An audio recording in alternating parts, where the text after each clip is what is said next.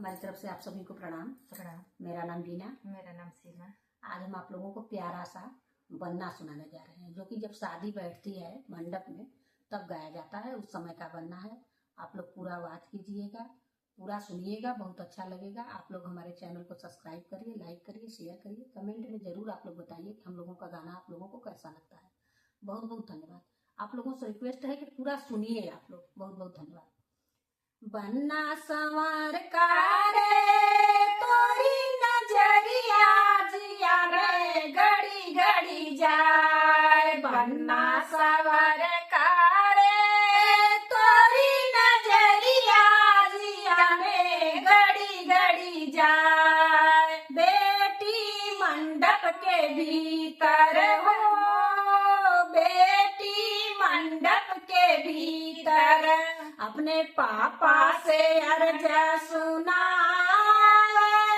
पापा नीर मोहिया हो, पापा नीर मोहिया हो, तोरी नगरिया आजू छुट्टी छुट्टी जाए। पापा नीर मोहिया हो, तोरी नगरिया आजू छुट्टी छुट्टी जाए। कमरों के भीतर हो, पापा कमरों के भीतर बेटी दुल्हनी हो, तोरे नयन आंसू ढूरी ढूरी जाए। बेटी दुल्हनी हो, तोरे नयन आंसू ढूरी ढूरी जाए। बन्ना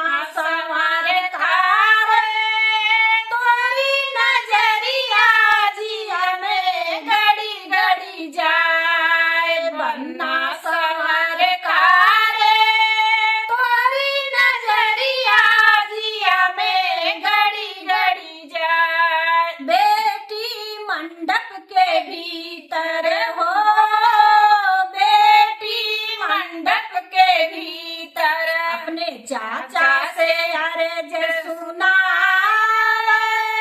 चाचा नीरा मोहिया हो, तोरी नगरिया आजू छुट्टी छुट्टी जाए। चाचा नीरा मोहिया हो, तोरी नगरिया छुट्टी छुट्टी जाए। चाचा कमरों के भीतर, चाचा कमरों के भीतर बेटी दुल्हनी हो, तोरे नयन आंसू ढूरी ढूरी जाए। बेटी दुल्हनी हो, तोरे नयन आंसू ढूरी ढूरी जाए। बन्ना संवर का रे तोरी नजरिया जिया में घड़ी घड़ी जाए। बन्ना